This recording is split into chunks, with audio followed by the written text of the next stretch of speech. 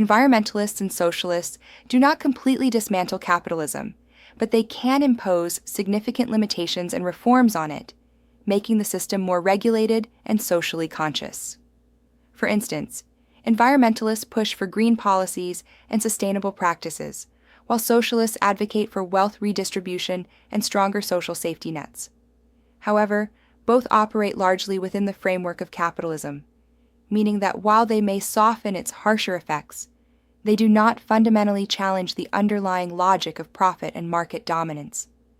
Communists, on the other hand, are theoretically the closest ideology to fully overthrowing capitalism, as their core principle is the collective ownership of the means of production and the abolition of private capital.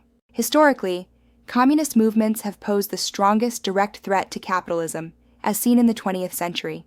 However, in practice, communism faces enormous obstacles: lack of widespread social support, fragmentation of the global working class, and resistance from powerful capitalist states and institutions. This makes a coordinated, worldwide communist revolution extremely difficult to achieve in today's interconnected global economy. From my perspective, the most realistic scenario is that capitalism will ultimately be undone by its own internal contradictions and crises, rather than by an external ideological rival. Issues like climate change, income inequality, and technological unemployment are byproducts of capitalism's relentless pursuit of growth and profit.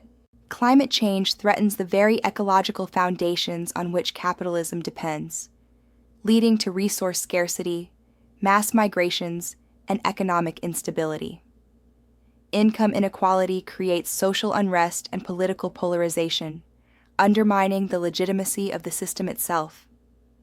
Technological unemployment, driven by automation and artificial intelligence, could eliminate millions of jobs, collapsing consumer demand, and destabilizing the labor market that capitalism relies on.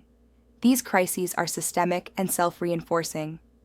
Capitalism's short-term profit motives prevent it from adequately addressing these long-term threats. As a result, I believe there is a strong likelihood that capitalism will eventually collapse under the weight of its own contradictions, a process that could be even more decisive and transformative than the efforts of environmentalists, socialists, communists, or anarchists combined.